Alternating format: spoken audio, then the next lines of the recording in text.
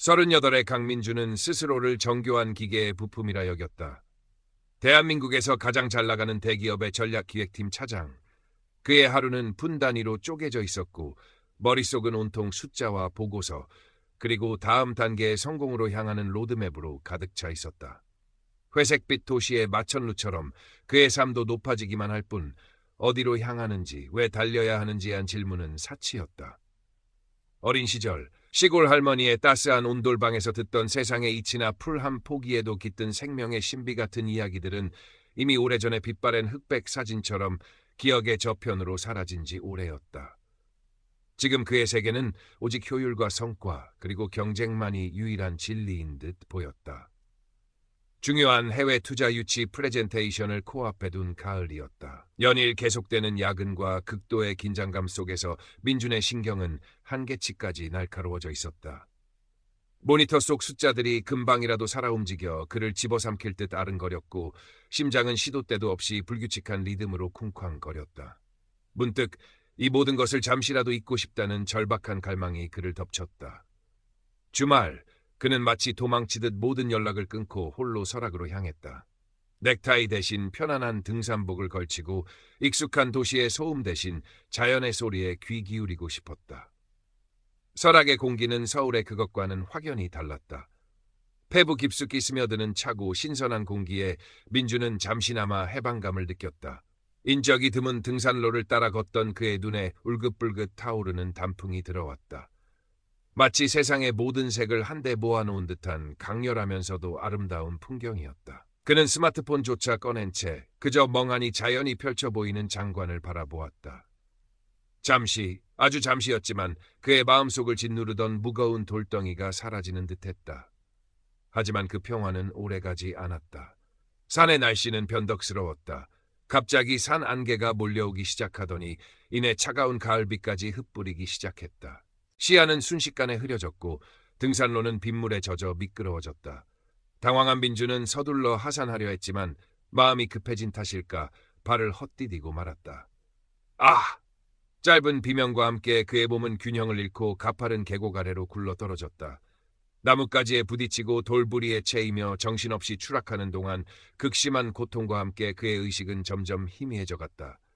마지막 순간 모든 감각이 아득해져 갈 때 그의 눈앞에 강렬한 빛이 터져나왔다. 그리고 그 빛 속에서 아주 오래전 돌아가신 할머니의 온화한 미소가 혹은 그 미소와도 같은 따스하고 평화로운 느낌이 그를 감싸는 듯했다. 모든 것이 정지된 듯한 그 찰나의 순간 민주는 생의 경계에서 아득한 평온함을 맛보았다. 얼마나 시간이 흘렀을까. 싸늘한 계곡 바닥의 냉기와 온몸을 짓누르는 격통 속에서 민주는 희미하게 의식을 되찾았다. 다행히 지나가던 다른 등산객에게 발견되어 병원으로 옮겨졌지만 상태는 심각했다. 여러 번의 대수술을 받아야 했고 병원에서의 시간은 고통과 싸우는 나날의 연속이었다. 뼈를 깎는 듯한 통증보다 그를 더 괴롭힌 것은 정체 모를 혼란스러움이었다. 사고 직전 보았던 그 빛과 할머니의 미소는 과연 무엇이었을까? 단순한 환각이었을까?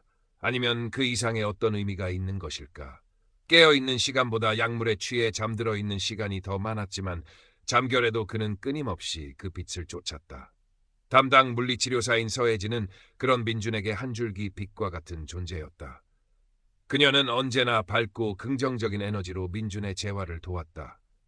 민준은 처음에는 마음의 문을 굳게 닫고 있었지만 매일 꾸준히 자신을 찾아와 진심으로 격려하고 때로는 아무 말 없이 그의 이야기를 들어주는 혜진에게 조금씩 마음을 열기 시작했다.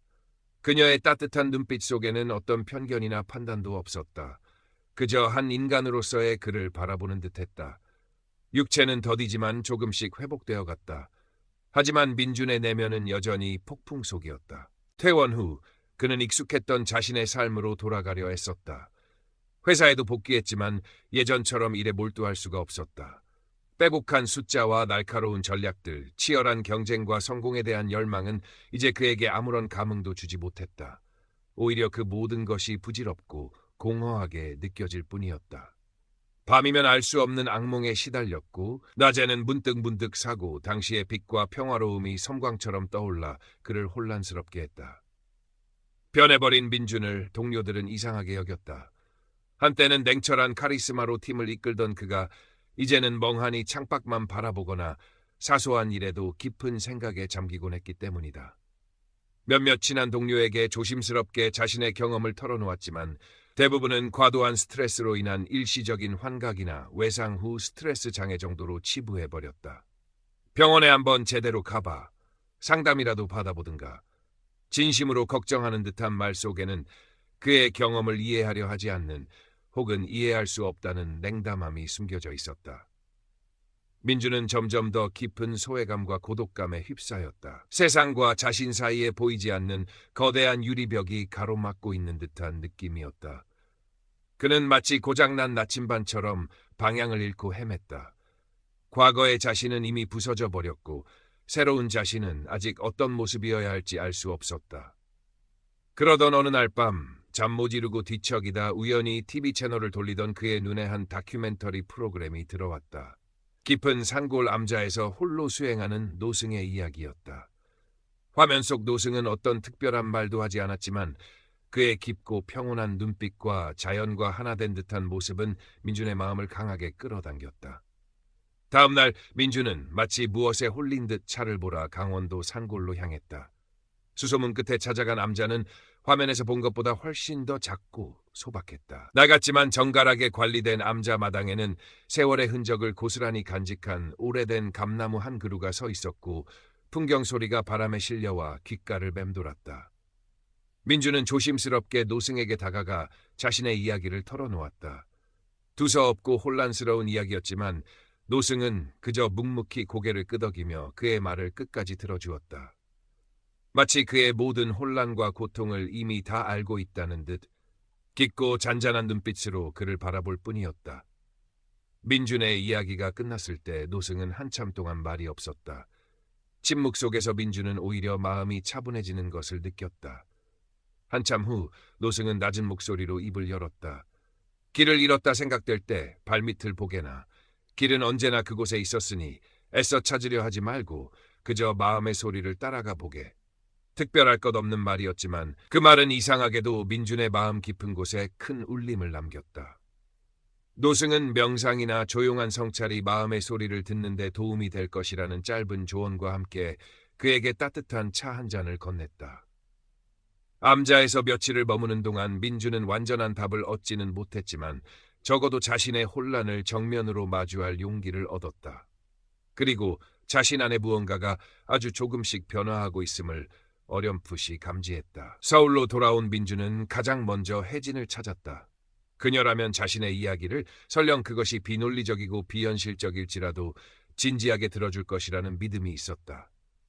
카페의 창가 자리에 마주 앉아 민주는 그동안 누구에게도 제대로 털어놓지 못했던 자신의 모든 경험과 감정들을 조심스럽게 꺼내놓았다. 사고 당시의 빛과 할머니의 미소, 병원에서의 혼란, 회사에서의 부적응, 그리고 노승과의 만남까지. 혜진은 시종일관 진지한 눈빛으로 그의 이야기에 귀 기울였고 때로는 함께 안타까워하고 때로는 그의 작은 변화에 미소 지었다. 민준 씨가 뭘 봤든 그게 꿈이었든 현실이었든 중요한 건 그 경험이 지금 민준 씨한테 어떤 의미인지가 아닐까요? 혜진의 말은 민준에게 큰 위안을 주었다. 처음으로 자신의 경험이 존중받고 이해받는다는 느낌이었다. 혜진은 섣부른 조언이나 분석 대신 그가 자신의 경험을 스스로 탐색하고 의미를 찾아갈 수 있도록 격려했다. 그녀는 민준에게 심리 상담이나 과거의 트라우마를 돌아보는 시간을 가져보는 것도 도움이 될 수 있을 것이라고 조심스럽게 제안하기도 했다. 그녀의 따뜻한 지지 속에서 민준은 조금씩 자신을 옥죄던 불안감에서 벗어나 자신의 내면을 탐색할 힘을 얻기 시작했다. 혜진의 조언과 노승의 가르침을 곱씹으며 민준은 자신의 과거를 찬찬히 돌아보기 시작했다. 까맣게 잊고 지냈던 어린 시절, 할머니의 무릎을 베고 누워 듣던 별 이야기와 풀벌레 소리. 할머니는 늘 세상 모든 것에는 다 보이지 않는 끈이 이어져 있단다. 그러니 함부로 대하지 말고 늘 감사하는 마음으로 살아야 한다고 말씀하시곤 했다. 그때는 그저 흘려들었던 그 말들이 이제 새삼스럽게 가슴에 와닿았다. 성공만을 향해 정신없이 달려오느라 놓쳐버렸던 소중한 가치들, 과도한 업무 스트레스로 번아웃 직전까지 갔었던 기억, 그리고 그 과정에서 소원해져 결국 떠나보내야 했던 옛 연인의 슬픈 눈빛까지. 잊고 싶었던 과거의 편린들이 하나둘 떠오르며 현재 그의 모습과 아프게 연결되었다. 그는 자신이 얼마나 오랫동안 자신의 마음을 돌보지 않고 살아왔는지, 얼마나 많은 것을 잃어버리고 살아왔는지 깨달았다. 마치 오랫동안 잠들어 있던 영혼이 서서히 깨어나는 듯한 느낌이었다. 시간이 흘러 민준의 몸은 거의 회복되었지만 그의 내면에서는 여전히 보이지 않는 싸움이 계속되고 있었다. 회사는 그에게 중요한 프로젝트의 책임자로 복귀하라는 제안을 해왔다. 그것은 사고 전 그가 그토록 갈망했던 성공으로 향하는 탄탄대로였고 동료들의 부러움과 기대를 한몸에 받을 수 있는 자리였다. 하지만 민주는 선뜻 결정할 수 없었다. 그의 마음 한구석에서는 이미 다른 목소리가 들려오고 있었기 때문이다. 과거의 강민준이라면 두말 없이 낚아챘을 기회 앞에서 현재의 강민준은 깊은 고뇌에 빠졌다. 이것이 정말 내가 원하는 삶인가? 이 길의 끝에는 무엇이 있을까? 또다시 예전처럼 공허함만이 남아있지는 않을까? 수많은 질문들이 그의 머리셔속을 맴돌았다. 노승의 말처럼 마음의 소리를 따르려 했지만 그 소리는 너무나 미약하고 불분명하게 느껴졌다. 마치 짙은 안개 속에서 희미한 등대 불빛을 찾는 것처럼 막막했다. 극심한 내적 갈등 속에서 민주는 모든 것을 잠시 멈추고 홀로 동해안의 한적한 바닷가로 떠났다. 특별한 계획도 목적지도 없었다. 그저 익숙한 서울을 벗어나 오롯이 자신과 마주할 시간이 필요했다. 그가 도착한 곳은 이름 없는 작은 포구 마을이었다. 거칠고 투박하지만 어딘가 모르게 정겨운 풍경 속에서 그는 며칠 동안 텅 빈 백사장과 세찬 겨울 바다를 하염없이 바라보았다. 밀려왔다 부서지는 파도 소리는 마치 그의 혼란스러운 마음을 대변하는 듯했다. 어느덧 해가 저물고 잿빛 하늘 아래 성난 파도가 더욱 거세게 포효하던 밤이었다. 민주는 차가운 바닷바람을 맞으며 홀로 방파제 위에 서 있었다. 세상을 집어삼킬 듯 몰아치는 파도와 검은 하늘, 그리고 그 모든 것을 무심히 비추는 희미한 달빛만이 그의 곁을 지켰다. 그는 문득 자신이 한없이 작고 무력한 존재라는 것을 느꼈다. 그 순간 마치 거대한 망치로 머리를 맞은 듯한 강렬한 깨달음이 그를 덮쳤다. 사고 당시 느꼈던 그 강렬한 빛과 평화, 그리고 할머니의 미소. 그것은 단순한 환각이나 꿈이 아니었다. 그것은 그의 영혼 깊은 곳에서 울려 퍼진 생명의 근원적인 메시지였으며 그에게 주어진 또 다른 삶의 기회였다. 이성과 합리성만으로는 설명할 수 없는, 그러나 분명히 존재하는 거대한 세계의 일부를 그는 분명히 엿보았던 것이다. 그는 그동안 자신의 좁은 이성으로 그 모든 것을 부정하려 했었지만 이제는 알 수 있었다. 보이지 않는다고 해서 존재하지 않는 것은 아니라는 것을. 나는 무엇을 위해 살아야 하는가? 마음속 깊은 곳에서부터 그 질문이 다시 한번 거대한 파도처럼 밀려왔다. 그리고 이번에는 그 질문에 대한 답이 마치 오랫동안 그 자리에 있었던 것처럼 선명하게 떠올랐다. 그것은 세상 사람들이 흔히 말하는 거창한 성공이나 대단한 사명 같은 것이 아니었다. 그것은 아주 소박하지만 근원적인 것이었다. 지금, 여기, 이 순간을 온전히 살아가는 것. 나와 연결된 모든 존재들과 조화롭게 그리고 사랑하며 살아가는 것. 마치 오랫동안 닫혀있던 문이 활짝 열리며 한 줄기 빛이 쏟아져 들어오는 듯한 느낌이었다. 그의 눈에서 뜨거운 눈물이 솟구쳐 올랐다. 그것은 슬픔의 눈물이 아니었다. 깊은 감사와 환희 그리고 해방감에서 비롯된 눈물이었다. 그는 차가운 바닷바람 속에서 오랫동안 흐느꼈다. 그리고 그 눈물과 함께 그의 내면을 짓누르던 무거운 그림자들이 씻겨 내려가는 것을 느꼈다. 다음 날 아침 민주는 이전과는 전혀 다른 사람이 되어 있었다. 밤새 몰아치던 폭풍우는 거짓말처럼 멎어 있었고 잔잔한 바다 위로 눈부신 아침 해가 떠오르고 있었다. 그의 마음도 그 아침 바다처럼 고요하고 평화로웠다. 더 이상 무엇을 해야 할지, 어떻게 살아야 할지 고민할 필요가 없었다. 길은 이미 그의 마음 안에 선명하게 나 있었다. 서울로 돌아온 민주는 가장 먼저 회사에 사직서를 제출했다. 그의 갑작스러운 결정에 상사와 동료들은 하나같이 당황하며 그를 만류했지만 그의 결심은 확고했다. 더 이상 남들이 만들어 놓은 성공의 기준에 자신을 맞추며 살고 싶지 않았다. 이제는 자신의 마음이 이끄는 대로, 자신의 영혼이 원하는 삶을 살고 싶었다. 회사를 나온 민주는 한동안 아무것도 하지 않고 조용히 자신만의 시간을 가졌다. 매일 아침 일찍 일어나 공원을 산책하고 명상을 하고 예전에 할머니가 들려주셨던 이야기들을 떠올리며 책을 읽었다. 물질적으로는 이전보다 훨씬 궁핍해졌지만 그의 마음은 그 어느 때보다 풍요롭고 평화로웠다. 마치 오랫동안 잊고 지냈던 자신의 진짜 모습을 되찾은 듯한 기분이었다. 그는 자신의 경험을 통해 얻은 작은 깨달음들을 다른 사람들과 나누고 싶다는 생각을 하게 되었다. 하지만 그것은 원본 이야기의 주인공처럼 거창하게 메시지를 전파하거나 사람들을 이끌겠다는 것이 아니었다. 그저 자신처럼 삶의 의미를 잃고 방황하거나 말 못할 아픔과 혼란을 겪고 있는 사람들에게 조용히 다가가 그들의 이야기에 귀 기울여주고 작은 위로와 희망을 건네고 싶다는 소박한 바람이었다. 그는 자신이 치유자나 인도자가 될 수 있다고는 생각하지 않았다. 그저 어두운 길을 함께 걷는 동반자가 되고 싶었다. 얼마 후 민주는 서울 변두리의 한적한 동네에 작은 공간을 마련했다. 거창한 간판도 화려한 인테리어도 없는 소박한 곳이었다. 그는 그곳에서 마음 산책이라는 이름으로 작은 모임을 시작했다. 명상을 함께 하거나 각자의 고민을 털어놓고 서로의 이야기에 귀 기울이는 시간이었다. 처음에는 찾는 사람이 거의 없었지만 그의 진솔함과 따뜻함에 점차 사람들이 하나둘 모여들기 시작했다. 그곳에는 특별한 가르침이나 해결책은 없었지만 서로의 아픔에 공감하고 위로하며 함께 성장하는 따뜻한 연대의 힘이 있었다. 민주는 그 속에서 진정한 행복과 삶의 의미를 발견했다. 혜진과는 꾸준히 연락을 주고받으며 서로에게 힘이 되어주는 관계로 발전했다. 그녀는 민준의 새로운 삶을 누구보다 지지하고 응원해 주었으며 가끔 마음 산책 모임에 참여하여 민준을 돕기도 했다. 두 사람의 관계는 연인이라고 단정하기는 어려웠지만 그 어떤 연인보다 깊은 이해와 신뢰로 맺어진 서로의 영혼을 성장시키는 아름다운 동반자 관계였다.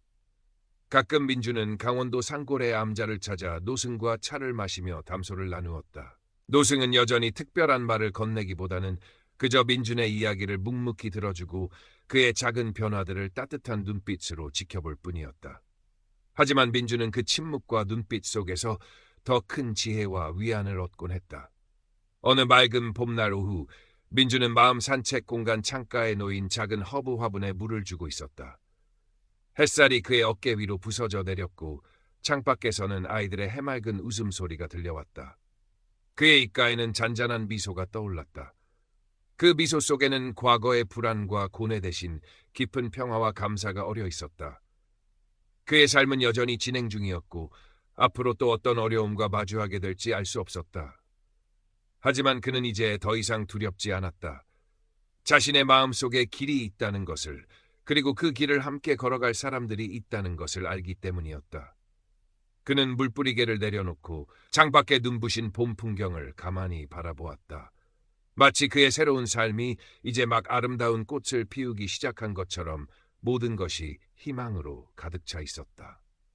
이야기의 마지막, 민주는 여전히 평범한 일상을 살아간다. 하지만 그의 일상은 이전과는 완전히 다른 의미와 빛깔을 띠고 있었다. 그는 더 이상 세상의 기준에 자신을 맞추려 애쓰지 않았고 자신의 내면의 목소리에 귀 기울이며 하루하루를 소중하게 살아갔다. 그의 작은 공간 마음 산책은 상처받은 영혼들이 잠시 쉬어갈 수 있는, 그리고 서로의 온기를 나눌 수 있는 작은 섬과 같은 곳이 되어갔다. 민주는 자신의 임사 체험이나 특별한 영적 경험에 대해 더 이상 자세히 이야기하지 않았다. 대신 그는 사람들의 이야기에 귀 기울였고 그들의 아픔에 공감했으며 그들이 스스로 자신의 길을 찾을 수 있도록 조용히 격려했다. 그는 자신이 겪었던 고통과 혼란이 결국에는 자신을 성장시키고 타인을 이해하는 밑거름이 되었음을 깨달았다. 혜진은 그의 가장 든든한 동반자이자 지원군이었다. 그녀는 민준의 활동을 돕는 것뿐만 아니라 그가 때때로 과거의 그림자에 휩싸이려 할 때마다 따뜻한 위로와 현실적인 조언으로 그를 붙잡아 주었다. 두 사람은 서로의 부족함을 채워주며 함께 성장해 나갔다. 그들의 관계는 사랑이라는 이름으로 규정하기에는 너무나 깊고 넓은 것이었다. 가끔씩 민주는 설악산이나 동해 바다를 찾았다. 그곳은 그에게 고통스러운 기억의 장소이기도 했지만 동시에 새로운 삶을 시작하게 된 은총의 장소이기도 했다. 그는 자연 속에서 깊은 평온함을 느꼈고 우주의 거대한 질서와 생명의 신비에 대한 경외감을 다시 한번 되새기곤 했다. 그는 자신이 경험했던 빛과 평화가 특정한 종교나 신념 체계에 속한 것이 아니라 모든 존재의 근원에 내재된 보편적인 것임을 어렴풋이 느끼고 있었다. 노승은 여전히 상골암자에서 묵묵히 수행자의 삶을 살아가고 있었다. 민준이 찾아갈 때마다 노승은 변함없이 따뜻한 차 한 잔을 내어주었고 두 사람은 말없이 서로의 존재를 느끼며 시간을 보내곤 했다. 노승은 민준에게 어떤 가르침을 주려 하지 않았지만 그의 존재 자체가 민준에게는 큰 가르침이었다. 그는 노승을 통해 삶의 단순함과 깊이 그리고 침묵의 힘을 배웠다. 민준의 마음 산책에는 다양한 사람들이 찾아왔다. 실직의 아픔을 겪는 중년 가장, 관계의 어려움으로 힘들어하는 젊은 여성, 학업 스트레스에 시달리는 학생, 이유 모를 공허감에 방황하는 노인까지. 그들은 각기 다른 사연과 상처를 안고 있었지만 민준의 공간에서는 모두가 평등했고 서로의 이야기에 귀 기울이며 위로를 주고받았다. 민준은 그들의 변화를 지켜보며 큰 보람을 느꼈다. 누군가의 눈에서 절망 대신 희망의 빛을 발견할 때, 누군가의 입에서 원망 대신 감사의 말이 흘러나올 때 그는 자신이 이 일을 시작하기를 정말 잘했다고 생각했다. 물론 어려움도 있었다. 경제적인 문제는 늘 그를 따라다녔고 때로는 사람들의 오해나 편견에 부딪히기도 했다. 어떤 이들은 그를 사이비 종교인이나 현실 도피자로 매도하기도 했다. 그럴 때마다 그는 잠시 흔들리기도 했지만 자신의 내면의 목소리와 자신이 하는 일의 가치를 믿었기에 다시 일어설 수 있었다. 그는 완벽한 인간이 아니었고 여전히 실수하고 넘어지기도 했다. 하지만 그는 자신의 약함과 불완전함을 인정하고 그것 또한 성장의 과정임을 받아들였다. 어느덧 시간은 흘러 또다시 가을이 찾아왔다. 민주는 마음 산책 창가에 앉아 떨어지는 낙엽을 바라보고 있었다. 문득 몇 년 전 자신이 설악산에서 사고를 당했던 그날이 떠올랐다. 그때의 절망감과 고통, 그리고 그 모든 것을 뒤엎었던 빛의 경험까지. 마치 아주 먼 옛날의 일처럼 느껴지기도 했고 바로 어제 일처럼 생생하게 느껴지기도 했다. 그는 이제 더 이상 자신의 경험의 의미를 억지로 찾으려 하지 않았다. 그저 그 경험이 자신을 지금의 이곳으로 이끌었다는 사실에 감사할 뿐이었다. 그는 자신의 삶이 하나의 거대한 순례길과 같다고 생각했다. 때로는 길을 잃고 헤매기도 하고 때로는 넘어지고 상처받기도 하지만 결국에는 그 모든 과정이 자신을 성장시키고 더 깊은 곳으로 이끄는 여정이라는 것을. 창밖으로 노을이 붉게 물들고 있었다. 민주는 자리에서 일어나 조용히 차를 준비했다. 잠시 후 마음 산책의 문을 열고 몇몇 사람들이 들어올 것이었다. 그는 그들을 맞이할 준비가 되어 있었다. 따뜻한 차 한 잔과 함께 그들의 이야기에 귀 기울일 준비가. 그의 마음은 저녁 노을처럼 따뜻하고 평화로웠다. 그는 자신의 삶이 그리고 이 세상 모든 존재의 삶이 결국에는 하나의 거대한 사랑 이야기임을 믿었다. 그리고 그 믿음 속에서 그는 오늘도 자신의 길을 묵묵히 걸어가고 있었다. 이 이야기는 강민준이라는 한 평범한 현대인이 예기치 않은 임사체험을 통해 삶의 근원적인 의미를 깨닫고 물질적 성공이 아닌 내면의 평화와 타인과의 진정한 연결을 추구하며 살아가는 여정을 그렸다. 그는 자신의 특별한 경험을 통해 얻은 깨달음을 바탕으로 과거의 회의주의와 냉소에서 벗어나 보다 깊이 있고 의미 있는 삶을 선택한다. 주인공은 거창한 영웅이나 성인이 아니다. 그는 여전히 고민하고 흔들리며 때로는 세상의 편견과 자신의 한계에 부딪히기도 한다. 하지만 그는 자신의 경험을 통해 얻은 내면의 목소리에 귀를 기울이고 보이지 않는 가치를 믿는 용기를 낸다. 그의 변화는 극적이고 갑작스럽기보다는 점진적이고 자연스럽게 그려지며 독자들에게 현실적인 공감대를 형성한다. 서혜진과 노승이라는 조력자들은 주인공의 영적 성장에 중요한 역할을 한다. 서혜진은 따뜻한 공감과 현실적인 지지를 통해 주인공이 세상과 다시 연결되도록 돕는 다리 역할을 하며 노승은 철학적이고 종교적인 지혜를 통해 주인공에게 깨달음의 실마리를 제공하는 정신적 스승의 역할을 한다. 이들과의 관계를 통해 주인공은 자신의 경험을 객관화하고 내면화하는 과정을 거친다.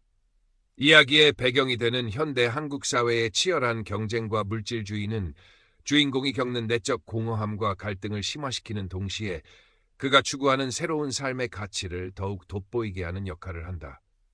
서울이라는 거대 도시의 삭막함과 설악산, 동해 바다, 산골 암자 등 자연 및 성찰의 공간이 대비를 이루며 주인공의 내적 여정을 상징적으로 보여준다. 갈등은 주로 주인공의 내면에서 일어난다. 자신의 임사 체험을 이성적으로 받아들이지 못하는 과거의 자신과 새로운 진실을 갈망하는 현재의 자신 사이의 충돌, 그리고 자신의 변화된 가치관과 세상의 기준 사이의 괴리가 주요 갈등축을 이룬다. 이러한 갈등은 주인공이 자신의 경험을 온전히 수용하고 내면의 평화를 찾아가는 과정을 통해 점진적으로 해소된다. 이야기의 스타일은 3인칭 제한적 전지적 시점을 사용하여 주인공의 내면 심리를 깊이 있게 탐구하면서도 서정적이고 성찰적인 어조를 유지한다. 상징과 은유, 내적 독백 등의 기법을 활용하여 주제의식을 섬세하게 전달하고 독자들에게 감동과 여운을 남기고자 한다. 결말에서 주인공은 완벽한 깨달음에 도달하거나 모든 문제를 해결한 모습이 아니라 여전히 자신의 길을 걸어가고 있는 진행형의 인물로 그려진다. 그는 마음 산책이라는 작은 공간을 통해 타인과 소통하고 서로의 성장을 돕는 삶을 선택하며 물질적인 풍요 대신 내면의 평화와 진정한 관계의 가치를 추구한다. 이는 독자들에게 삶의 다양한 가능성과 희망의 메시지를 전달하며 각자의 삶에서 진정한 가치를 찾아 나서는 여정에 대한 성찰을 유도한다. 이 이야기는 결국 한 인간이 어떻게 고통스러운 경험을 통해 자신을 넘어서고 세상과 더 깊이 연결되며 진정한 의미에서의 잘 사는 삶을 찾아가는지에 대한 탐구이다. 그것은 요란하거나 극적인 방식이 아닐지라도 잔잔한 호수처럼 깊고 넓은 울림을 주는 삶의 한 방식일 수 있음을 보여주고자 한다. 민준의 삶은 마치 느리게 흐르는 강물과 같았다. 때로는 잔잔하게, 때로는 소용돌이치며 흘러갔지만 결코 멈추는 법은 없었다. 마음 산책은 그의 삶의 새로운 구심점이 되었고 그곳을 찾는 사람들과의 만남은 그의 영혼을 더욱 풍요롭게 만들었다. 그는 그들의 아픔 속에서 자신의 과거를 보았고 그들의 작은 변화 속에서 세상의 희망을 발견했다. 어느 겨울날 창밖에는 한방눈이 소리 없이 내리고 있었다. 민주는 따뜻한 차를 마시며 창가에 앉아 눈 내리는 풍경을 바라보고 있었다. 문득 몇 년 전 자신이 그토록 찾아 헤맸던 삶의 의미라는 것이 어쩌면 아주 가까운 곳에 아주 평범한 일상 속에 숨겨져 있었던 것은 아닐까 하는 생각이 들었다. 거창한 깨달음이나 특별한 사명이 아니라 그저 하루하루를 진심으로 살아가고 주변 사람들과 따뜻한 마음을 나누는 것. 그것이 바로 자신이 그토록 갈망했던 삶의 본질일지도 모른다고. 그때 마음 산책의 문이 조용히 열리고 혜진이 들어섰다. 그녀의 코끝은 추위에 빨갛게 달아올라 있었지만 눈빛은 여느 때처럼 따뜻했다. 밖에 눈이 많이 와요. 따뜻한 차 한 잔 생각나서 들렀어요. 혜진은 민준의 맞은편에 앉으며 부드럽게 미소 지었다. 민준도 마주 웃으며 그녀에게 찻잔을 건넸다. 두 사람 사이에는 어떤 특별한 말도 필요 없었다. 그저 함께 창밖의 눈을 바라보는 것만으로도 충분한 위안과 평화가 느껴졌다. 민준 씨는 요즘 어때요? 여전히 그 빛이 보이거나 하진 않죠? 혜진이 조심스럽게 물었다. 그녀는 가끔씩 이렇게 민준의 상태를 묻곤 했다. 민준은 잠시 창밖으로 시선을 돌렸다가 다시 혜진을 바라보며 잔잔하게 대답했다. 직접적으로 그 빛을 보진 않아요. 하지만 이젠 알 것 같아요. 그 빛은 어디에나 있다는 걸요. 제 마음속에도 혜진 씨 마음속에도 저기 내리는 눈송이 하나하나에도. 그의 목소리는 차분했지만 깊은 확신이 담겨 있었다. 혜진은 가만히 고개를 끄덕이며 그의 말을 경청했다. 어쩌면 그 사고는 저에게 큰 선물이었는지도 몰라요. 모든 것을 잃었다고 생각했을 때 비로소 가장 소중한 것을 발견했으니까요. 민준의 눈가에 희미한 물기가 어렸다. 하지만 그것은 슬픔이 아닌 깊은 감사에서 우러나오는 것이었다. 그날 이후로도 민준의 삶은 계속되었다. 그는 여전히 작은 공간에서 사람들을 만나고 그들의 이야기에 귀 기울였다. 그는 유명해지거나 부자가 되지는 못했지만 그의 삶은 그 어떤 성공한 사업가나 유명인사보다 더 깊고 의미 있는 향기로 가득 차 있었다. 그는 자신의 삶을 통해 가장 어두운 절망 속에서도 희망은 피어날 수 있으며 가장 평범한 일상 속에서도 신성한 의미를 발견할 수 있음을 보여주었다. 그의 이야기는 화려한 조명을 받지는 못했지만 그의 삶을 스쳐 지나가는 모든 이들의 가슴 속에 작은 등불 하나를 밝혀주었다. 그리고 그 등불은 또 다른 등불로 이어져 세상을 조금 더 따뜻하고 아름다운 곳으로 만들어가고 있었다.